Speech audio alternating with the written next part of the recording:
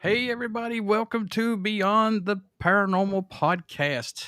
And it's an honor and a huge privilege to have my sis Kratina on here to co host with me. And I welcome back my good friend who I've known for many years. He's a paranormal researcher, author, filmmaker, musician, equipment builder guru, as I call him, and also from A&E Ghost Hunters, Mr. Brandon Alvis. And we're going to be talking to him about all things paranormal, but plus we're going to talk about his book. Well, I say book, Lord of Mercy, his book, and Mustafa. I hope I pronounced his last name correctly. Gatalaro? Help me, Brandon. Help me. Galari, thank you, sir. Elements of a Haunting, connecting history with science to uncover the greatest ghost stories ever told. So we're going to be talking to him about all this stuff because Brandon is not a stranger to the paranormal world because I've known Brandon for at least since 2012, 13, something like that. And man, was it you that got me wanting to go to Old South Pittsburgh Hospital, or was it the other way around? Because you guys went all over the U.S. for APRA, and I think you guys got me into wanting to go to OSPH. Right, yeah, Old South Pittsburgh. That was amazing location. I think the first time we were there was in 2011. We did an episode of my show at the time called Haunted Discoveries, and amazing place, unbelievable activity that we encountered, and some really, really great data we've actually collected. And I want to tell this right now: OSPH is the first location that I actually caught with my own eyes an apparition. Didn't get it on film or anything like that, but I saw the doctor. It had to be the doctor on the second floor. I guess the third floor where they did the surgeries, and plus you had now listen to this, folks, a psych ward plus a nursery on the same floor, and they're like a stone's throw from each other. It is a wild. No, it's a very weird place and setup on how they set that up. You guys got some really good evidence there, didn't you? Did you get rock stone or something in the basement?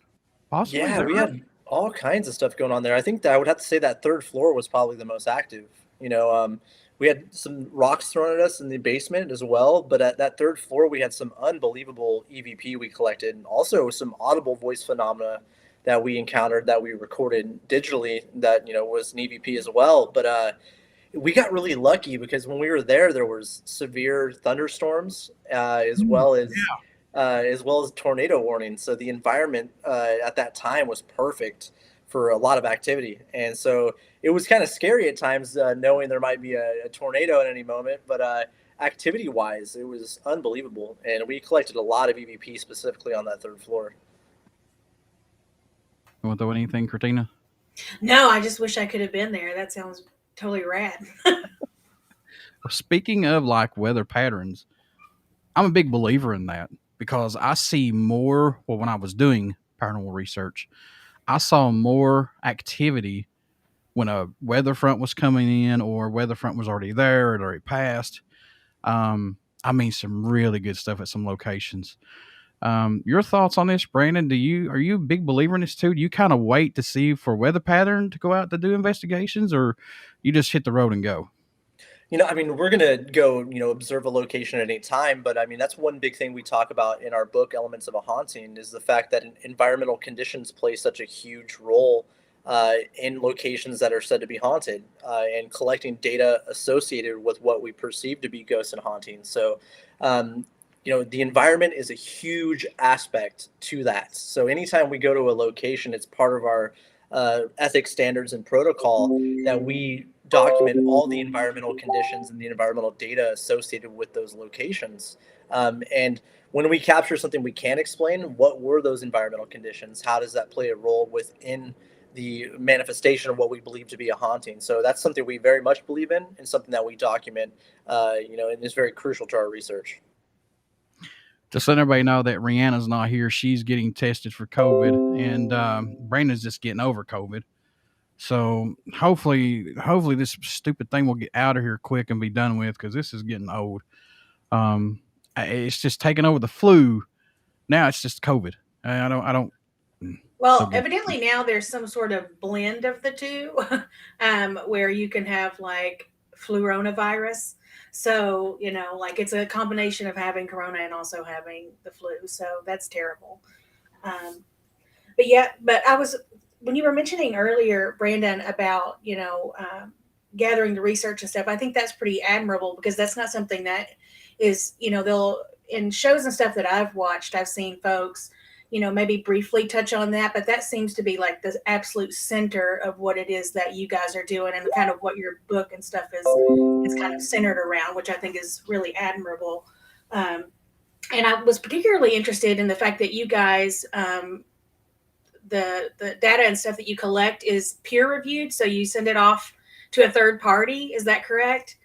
Absolutely, it's crucial, with our investigations and our case logs, and what we do with our investigations is that we think in order to advance the paranormal field and to be taken seriously, incredibly, and stepping out of the shadow of pseudoscience, we have to collect as much data as possible. And once we have that data, we have that peer reviewed by a third party expert from various technical industries that can give us, factual information as to what we're really dealing with, right, in a location. So that's something that's crucial to our research, and something that we, very much practice and we preach.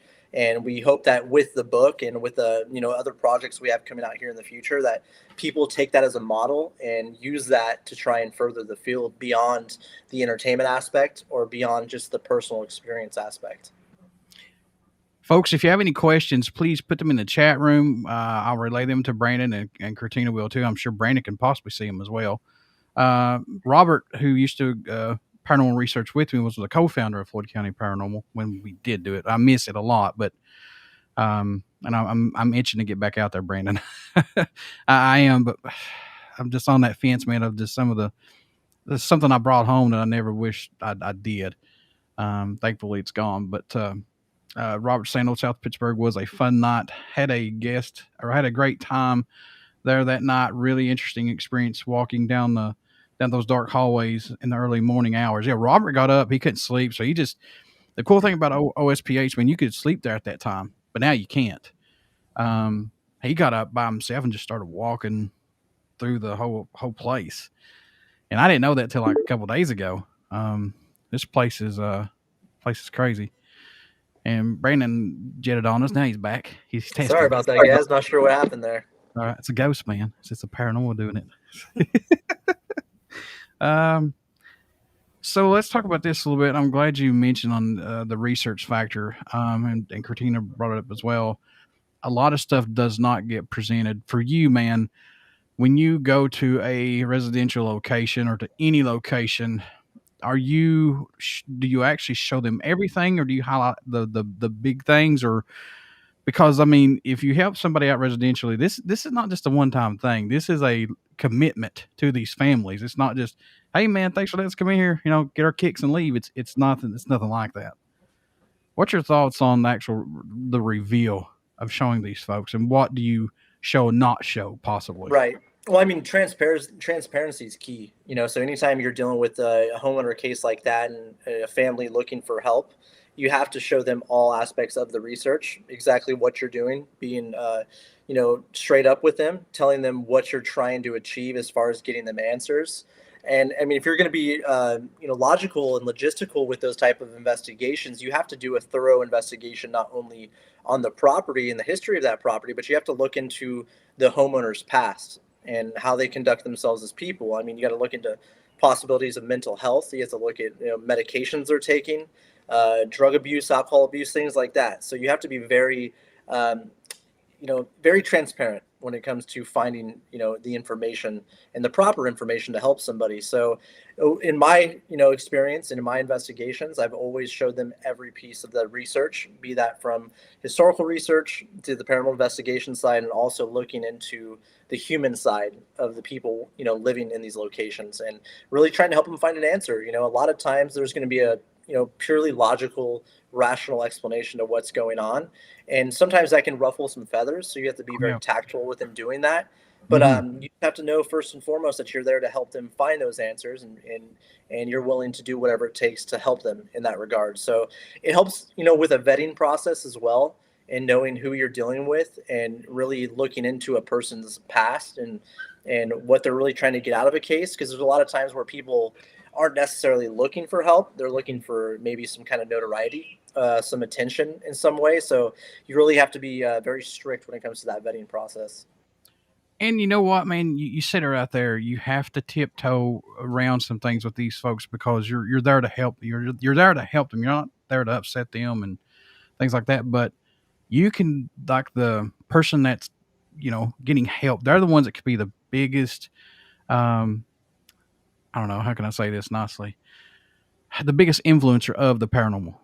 It's more of a mental thing, um, sometimes, and I've seen that, and it's scary because things can. I mean, you can get obsessed with these locations, and it can consume you. You know that just as well as I do, Brandon.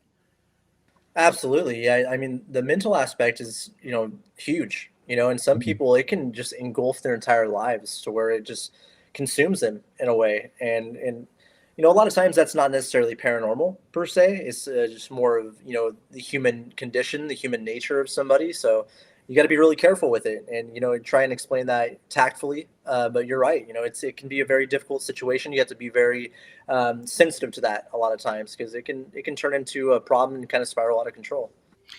Even as a paranormal investigator or researcher, I hate saying investigator, researcher. I'll say researcher. It can consume you. It can absolutely take over your life to where it's like, no, I've got to do this. I can't do anything else. I've got to. It consumes you to that. To me, that makes me feel like it's more of a mental thing than an app than a I guess a haunting of yourself. You know what I mean?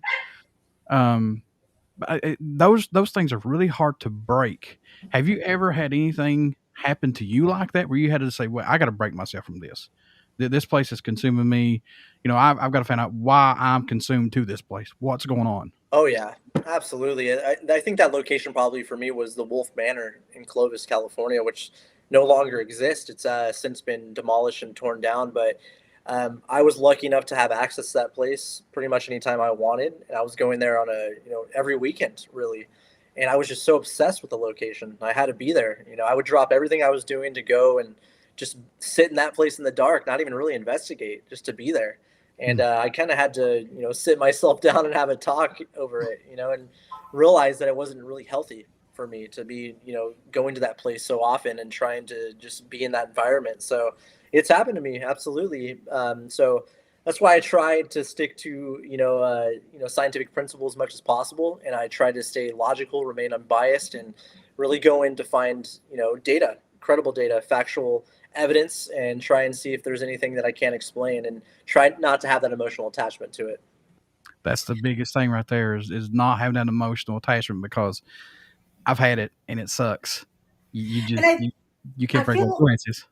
I feel like some of that too. Like I was doing a little bit of research before we did the podcast and stuff, Brandon, and I saw where you mentioned about how trauma can play a role sometimes in these paranormal experiences, and maybe even just in how somebody perceives a paranormal experience. You guys talked a little bit earlier about mental health. That's a field that I work in day by day. That's my day job. So, like, I could see, the correlation there between like a trauma that somebody's experienced. You're walking in, maybe knowing that trauma, and maybe that's influencing maybe something that's even happened in your own life. So being able to separate that and do that peer review, I think that's where that really comes in handy with your information and kind of the research that you're gathering. Absolutely. Yeah, it's crucial. Like, for instance, like you would be a perfect person that we would go to for peer review about mental health, and really get have a questionnaire filled out from the homeowner or whoever the client is for the case, and really have them answer the standardized questions when it comes to just basic health and mental health, and going to someone like you that works in the field and is in that profession to give us your professional opinion about what we're dealing with in that scenario. And that's something that we find to be very important to our research and lends us credibility, and not only credibility but knowledge that we don't have in our everyday life, right?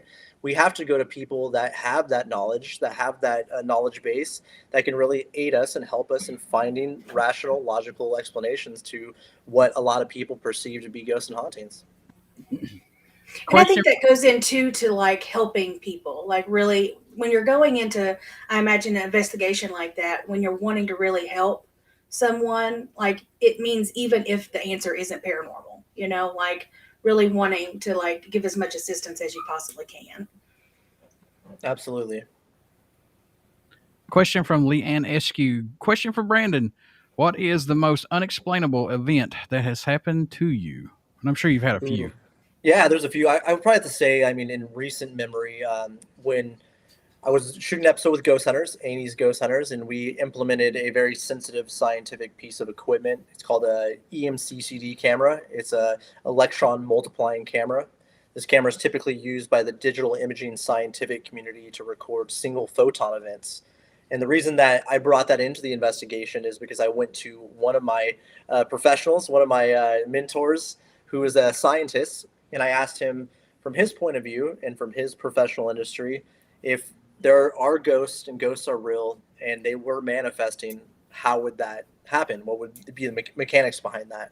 And he mentioned photons. And so I was provided this, piece of equipment that records single photon events, which are light events that are typically not seen by the human eye.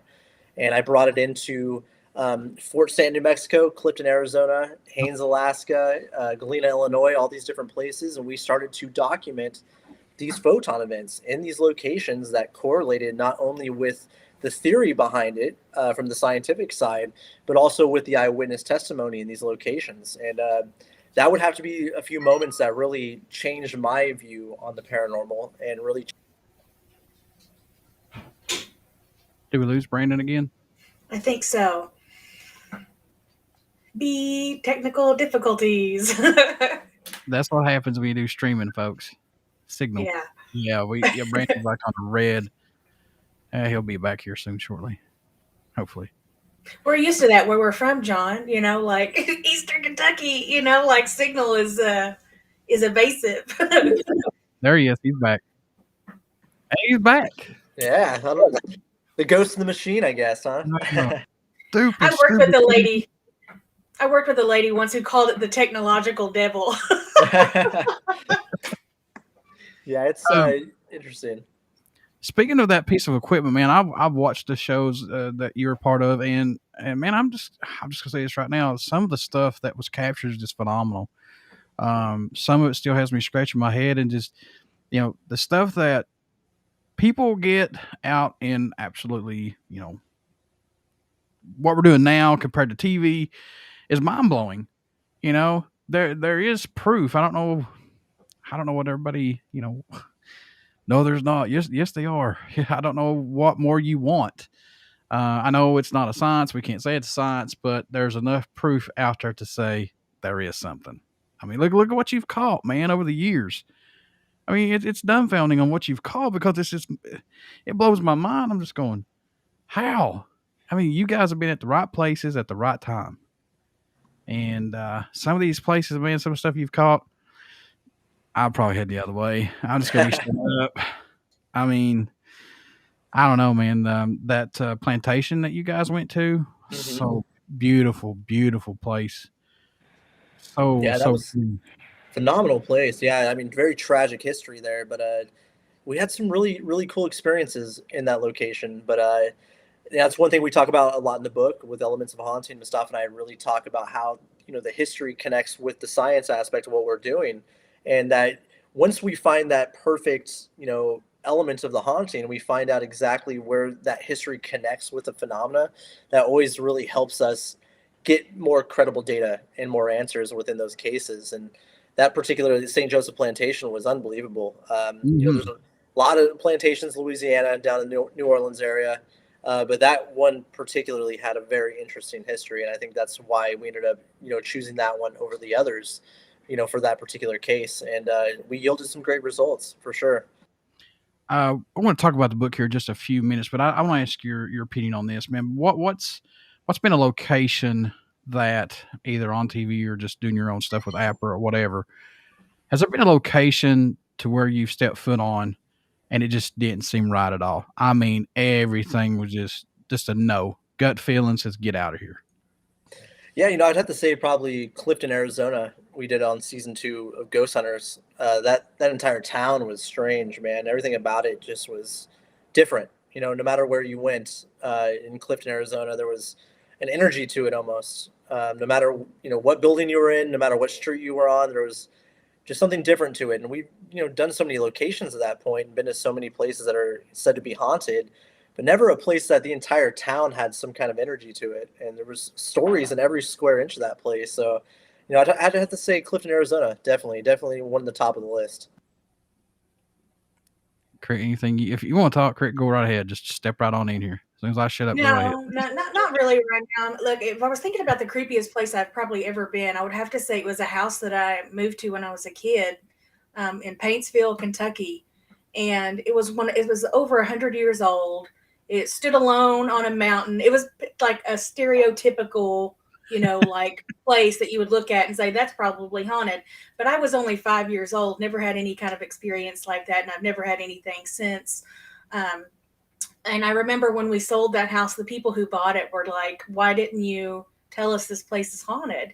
And my family, for those 2 years, we only lived there for 2 years. The 2 years that we lived there, they were like, "This kid's nuts. Like, we've moved into this place. She's just not adapting very well." When we left and that happened, my dad was like, "Well, I guess maybe there was something to that.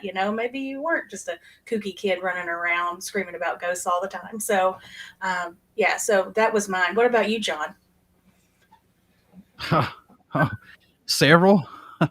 um, yeah, there's residentials that I can't talk about. Waverly, I've been to Waverly. I didn't have anything with Waverly. I could sleep there all night long. It didn't bother me. Um, man, I'll say there's been a couple that you go, you get set up, and it's just like this don't feel right. This don't feel right at all. But in your back of your mind, though, normally when you don't have any activity going on, you go back and listen to the recorders and stuff. And you've got a ton of EVPs. I mean, it's just like it's wild. It's just unexplainable. But I've had those times where I felt like I need to get out of here, and absolutely nothing. I don't know if it's just maybe the energy of the house or location that you're at and the people that's there. You know what I mean? Giving off that energy. It's just a weird feeling. But yeah, nothing really too extraordinary so far. Um, yeah. Robert said, "Oh, Jenkins High School had a creepy vibe to it." Yeah, that's true. That is very true. It was like two different worlds from upstairs to downstairs. You could feel it when you go to downstairs. It's like a different. It felt like you was in two different eras. I'll say that. That's how it felt to me. Just so weird, so weird.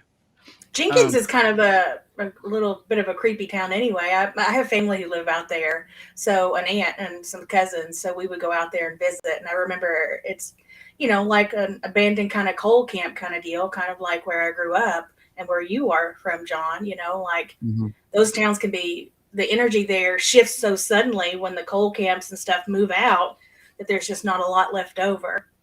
It can be kind of eerie. Oh, there's a couple places I was going to ask Brandon. I totally forgot to write them down for California, but we'll do that next time. Um, Brandon, for you, man, what was the inspiration that led Mustafa and yourself to write this book? Because I mean, I know there's plenty of books out there about this, but for you, man, what led you guys to say let's do this? Let's put a book out there that everybody can get some logistics out of this. Yeah, when we first started doing Ghost Hunters together, we just saw that there was, a lot of common misconceptions out there about paranormal research, and we also saw there was a big need for structure, a big need for advancing the field from a scientific perspective, which you don't see a lot. You see a lot of the shows are always doing kind of the same thing. They're kind of the same show dressed up with a different name, the same techniques, the same ideas, the same results. So we really wanted to expand it, go back and speak with these various professionals from technical industries that we work with, and adapt their ideas and their knowledge into credible research. So what we've done is taken our theories, our ethics, our standards, our protocol, and really implement that not only into a book, but to show you how that works with the cases that we did on ghost hunters. So we really wanted to kind of create a guide that can really help us step out of the shadow of pseudoscience and hopefully bring a fresh perspective to the field that really helps people, be taken credibly and more seriously. Oh yeah, Sascaria. I know I botched that name because I screw every name up on here just about who writes these different names in the chat. But Versailles, yes, I do remember the Versailles school. That place was crazy. Um, had some weird vibes in that school. That school definitely was in my top five for weird places for sure. I do remember that place. Man, that's wanting me to go back to listen to some old audio. You ever catch yourself doing that, man? Want to go back and listen to some old audio from some places you've been to and just sit down and see if you missed anything? I think we lost Brandon again. Yeah, I think so. Oh, Power Cycle. It's a ghost, man. I'm telling you, it's a ghost. Persicle and put ticket in. That's what I do. Anyway. Spooky, scary skeletons. It's intermission. There's Brandon back again. Sorry, guys. I don't know what's going on with that. Keeps kicking me out. Back again. Brandon Alvis, he's back again. All right, so let's talk about this, man. When you were auditioning or whatever for A&E Ghost Hunters, what did you bring to the table, man, that maybe somebody else couldn't brought possibly? What did you bring as far as techie wise to this group? Well, they found me because of my work with APRA, which you were mentioning earlier, and seeing the way I conducted, my research with the organization, and really being, a natural skeptic in that regard, by going into a location and trying to find facts, cold hard facts, and not to, be swayed by a legend or be swayed by eyewitness testimony per se, but to really go in there and implement technology and implement critical thinking to try and find logical explanations to said phenomena. So they really liked that. And that was something that they really wanted to bring into the new version of Ghost Hunters, and really, step away from what TAPS was doing, which they did fantastic work. I mean, the show that started it all if it wasn't for TAPS and the original Ghost Hunters, we wouldn't, majority of us wouldn't be where we are today. Right. But they really liked what I did with APRA, and they really wanted to implement that ideology and that type of research I was conducting into the new show. And it worked really well. It worked flawlessly. And I was very happy to have that platform and that big of a show to really go out there and have free reign to conduct my research, and that's one thing. You have TV, there's a lot of entertainment out there. You see a lot of shows that are obviously strictly entertainment. They're not really doing credible research or investigating. But luckily with Ghost Hunters and working with Pilgrim Films and A&E, they told us just to go out there and investigate and to try and find answers, and that's what we did, and it worked out really well.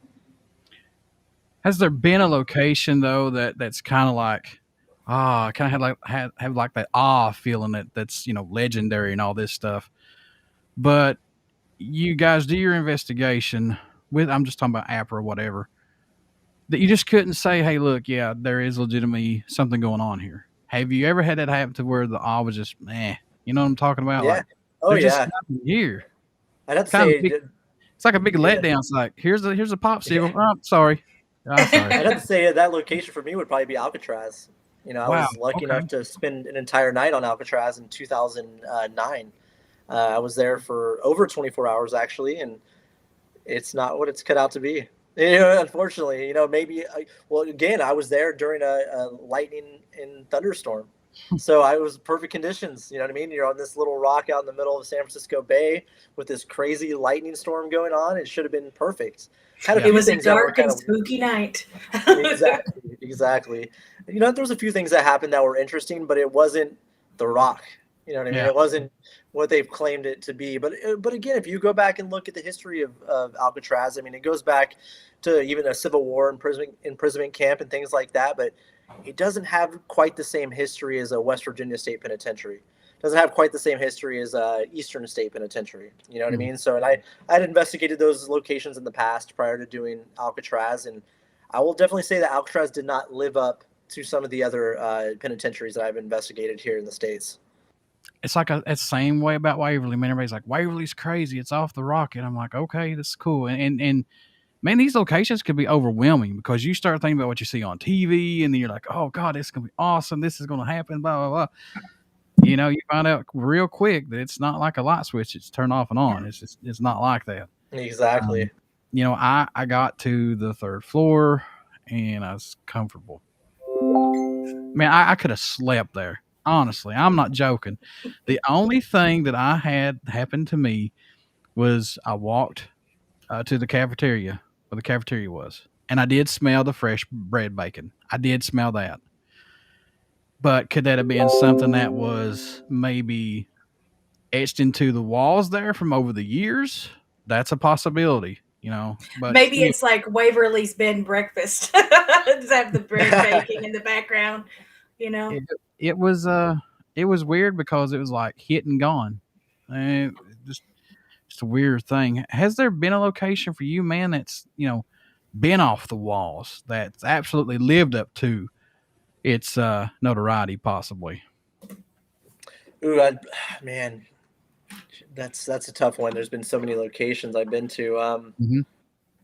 Let me think. Queen Mary, RMS Queen Mary, Long Beach for sure. And I'm a firm believer. I think that's probably one of the most haunted places in the world. And not only because of the data I've been able to collect there since going back to 2008, but I mean, just seeing all the other data that people's collected over the years. You know, there's been so much information, so much factual evidence and data collected there that all correlate over a number of years that just makes it such a unique place. So I'd have to definitely say the RMS Queen Mary, not only from a historical point of view, it has the perfect elements of a haunting, but it just has the data and the evidence to back it up. Robert said, as far as Waverly, because Robert, like I said, he was co-founder with me. He went to Waverly that night. As far as Waverly, I had a instance where something hit the elevator doors on the first floor. Don't really quit. Stop. Quit. Wait. Wait. Wait. Doors first floor didn't really have much else happen till like 4 a.m. in the death tunnel. I just didn't have nothing really exciting to happen for me. I was kind of disappointed. That's why I want to go back and have Redemption 2. That's what I want to do. So, It's the uh, reckoning. yeah, because I like this stuff. I'm very interested in this stuff. Um, I don't know what I would do if I actually really saw a full body apparition walk in front of me a couple of doors down, whatever. You know what I mean? I don't know what anybody would. Have you, have you encountered that yet, man? I mean, what was your reaction to all that when that happened? Possibly. I've seen some strange things with my own eyes. I've yet to see what it looks like an everyday person standing there. Just like flesh Mm. and blood type person. But I've seen things that are humanoid in shape, shadow type figures, things like that.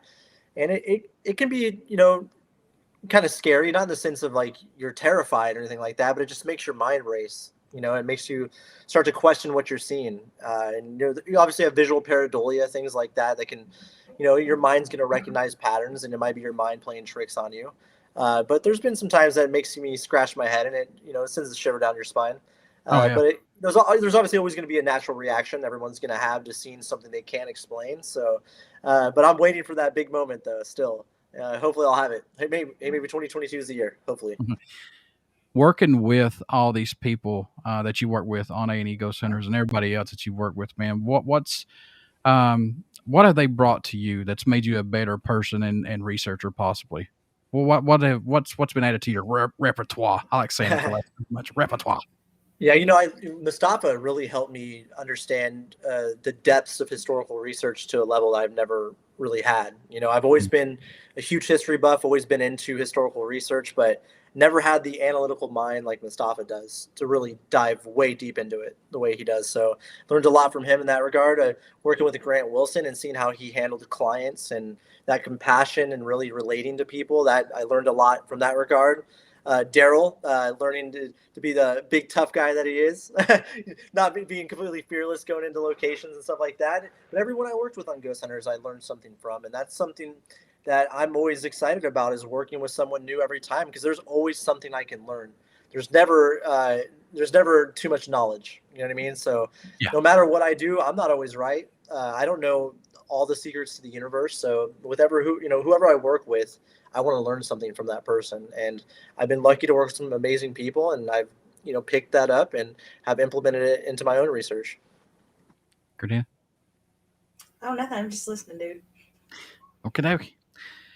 What got you into the paranormal, man? What was it for you that said that I want to check this out, see what I can dive into, possibly? Well, in 1995, I lost my oldest brother to cancer, and in 2004, I lost another brother to suicide.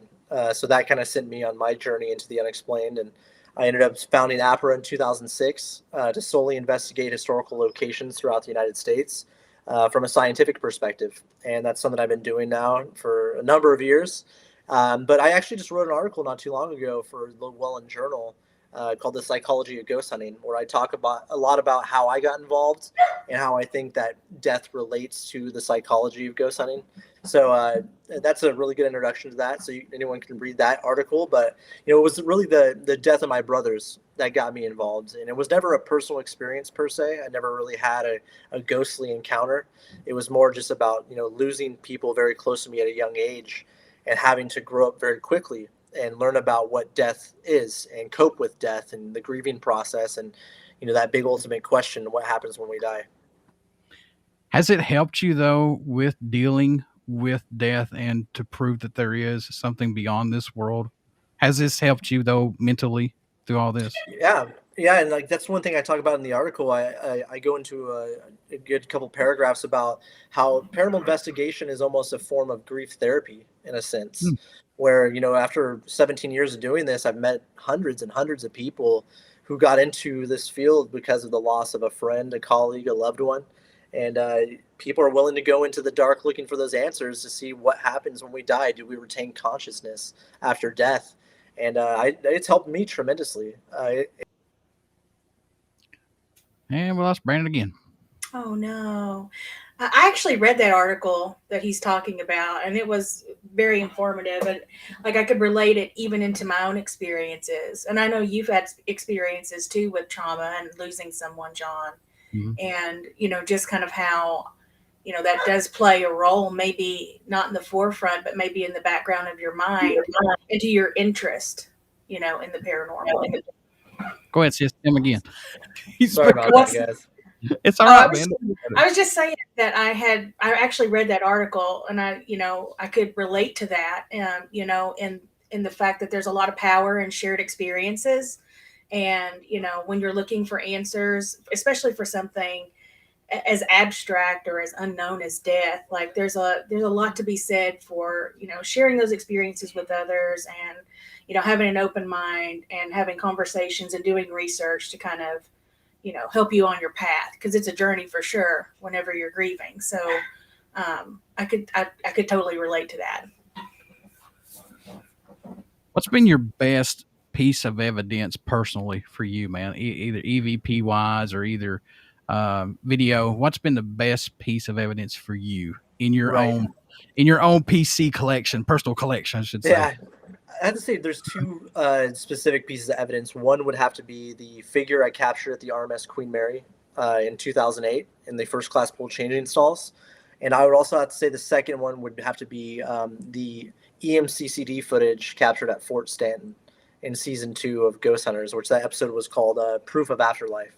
And those two pieces of footage, not only do they correlate so well together, but they're just so clear and they're so unexplainable. And to this day, I have yet to have someone from a technical industry be able to explain it to me.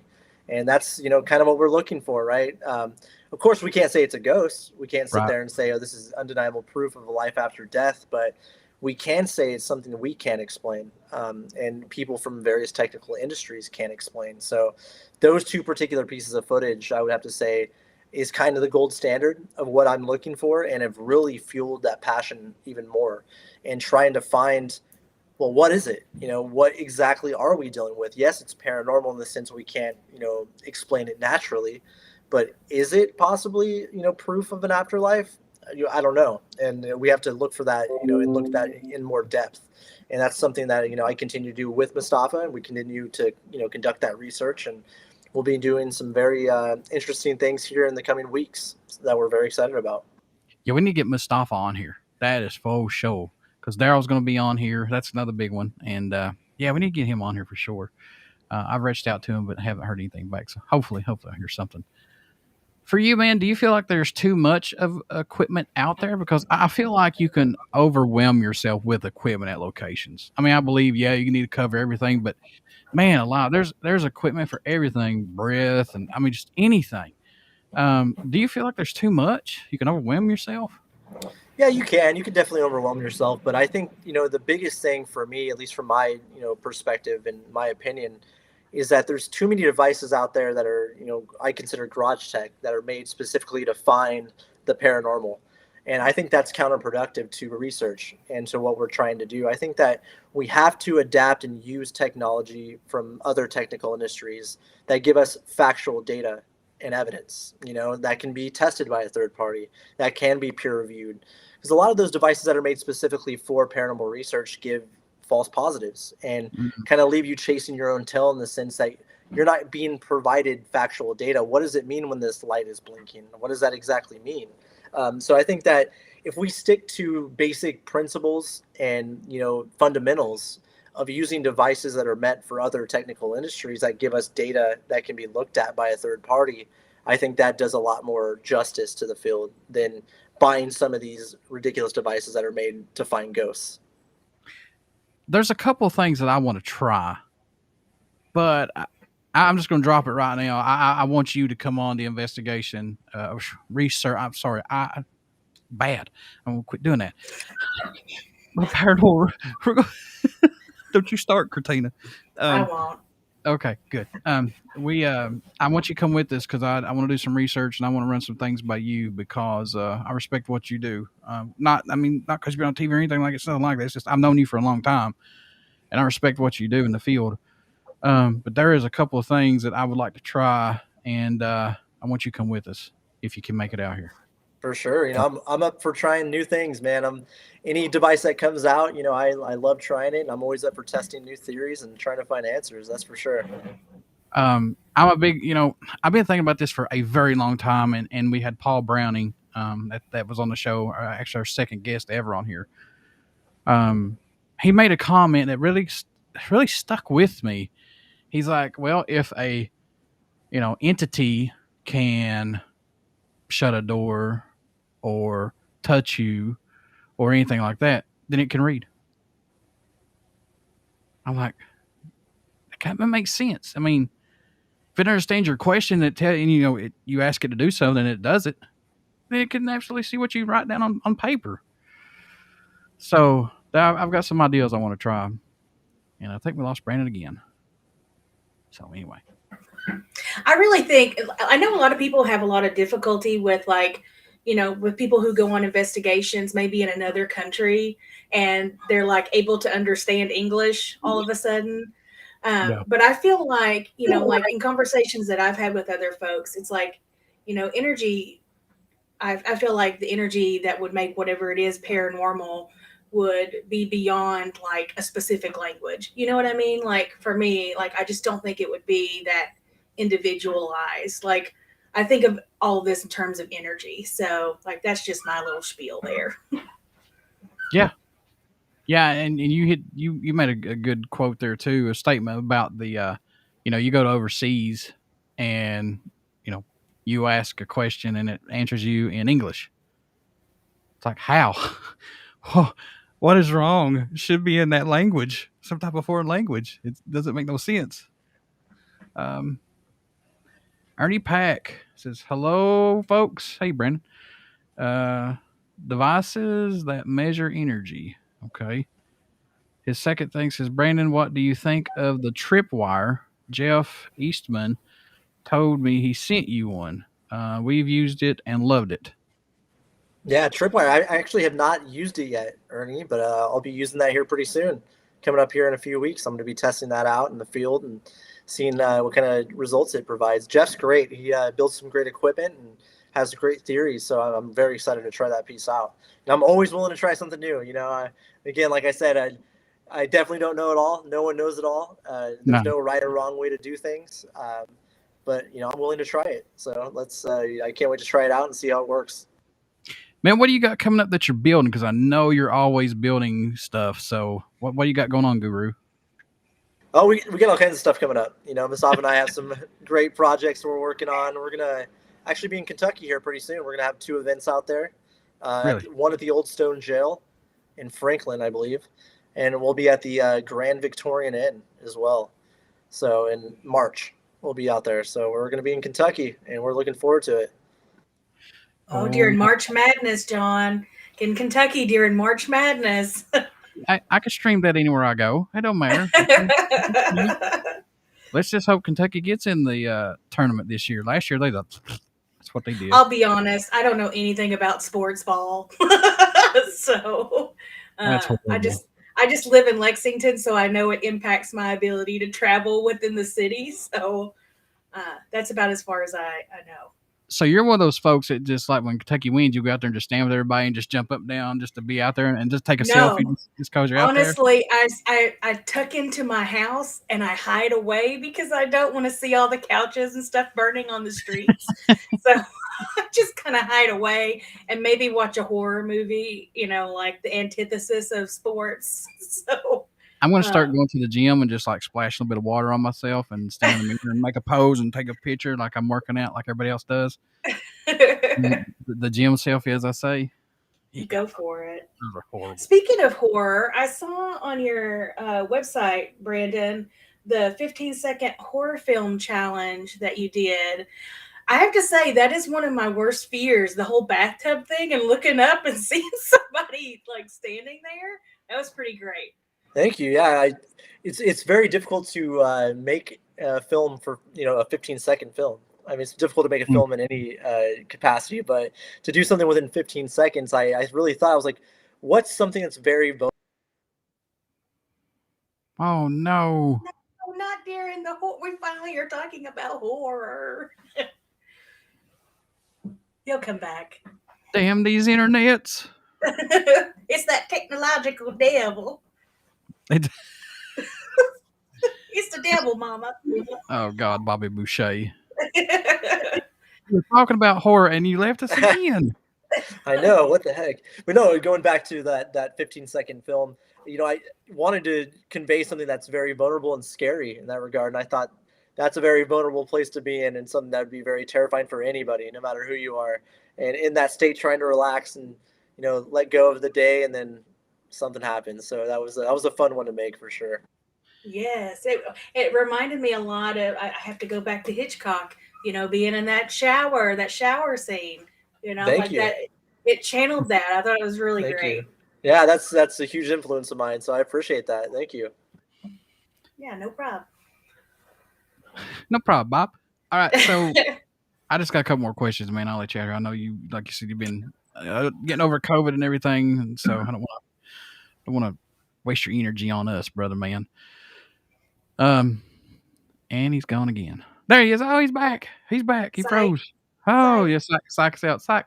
Anyway, has this opened up more doors for you personally as far as working with people that you want to work with now and to test your theories and ideals out?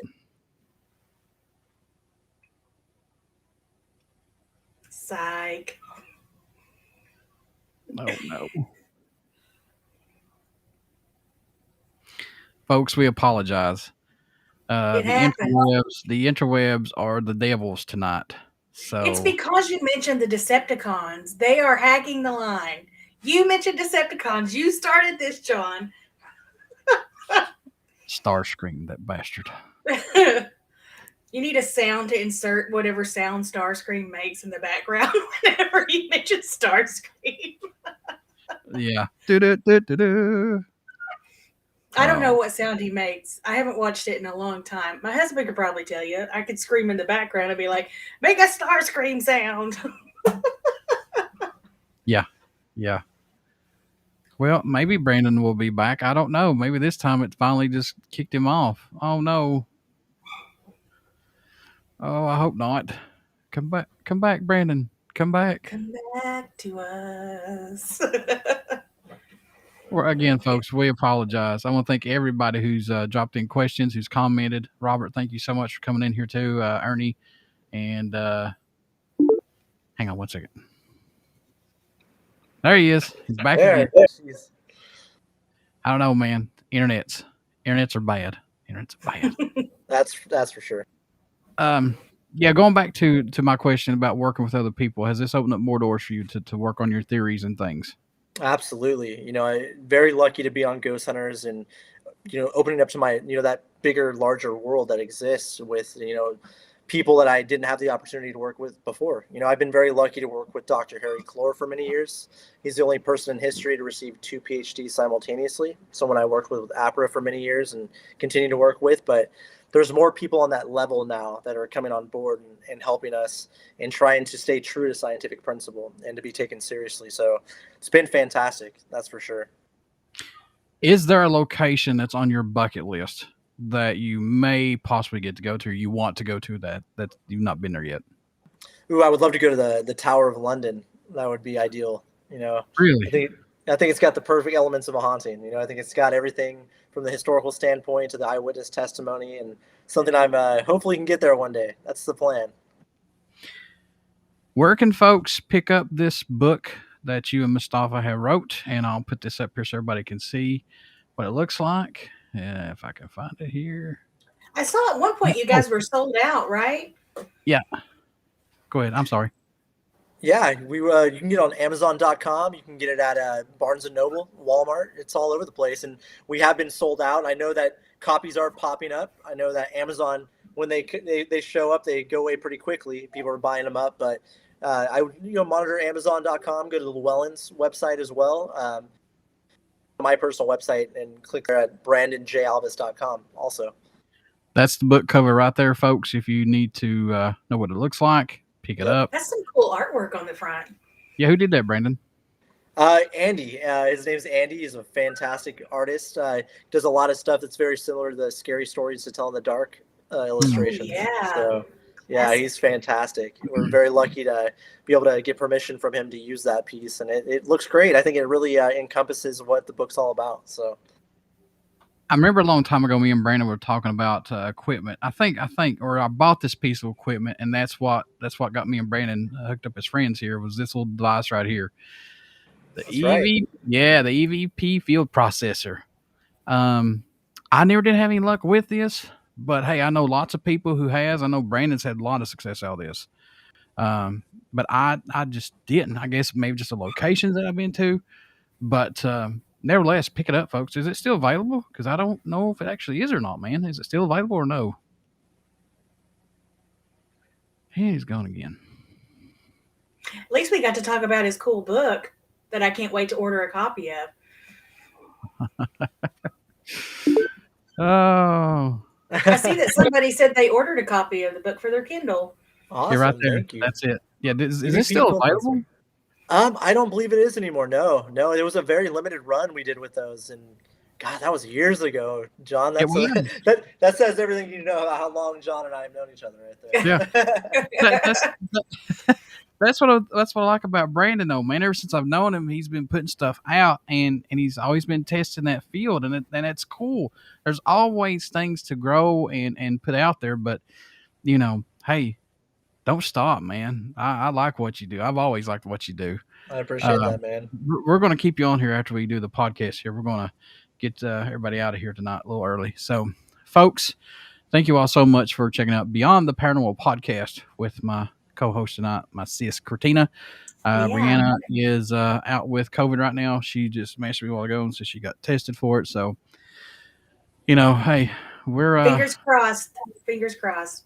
Yeah, for sure. And Brandon's just getting over COVID, and I appreciate him for coming on here and being a trooper with all this internet web stuff that's going on with him and things like that. But, folks, next week, I think we're going to have Christopher St. Booth on the show. So we've got a lot of cool stuff coming down the pipe for Beyond the Paranormal podcast, and we'll try to work something out with Brandon and see what we can work out possibly to do something, because I want his tips and tricks on what I want to do. So get out and check out the Beyond the Paranormal podcast on Facebook. Check it out on YouTube. Subscribe, like, and it's on Spotify. We're all over the place for that so far. And give us a subscribe and like us, folks. And hey, if you have any questions or anything, any guests you want us to try to get, send it to us, and we'll work on it. Thank you Give all us a so holler. much. Yeah, thank you all so much, and see you next Tuesday.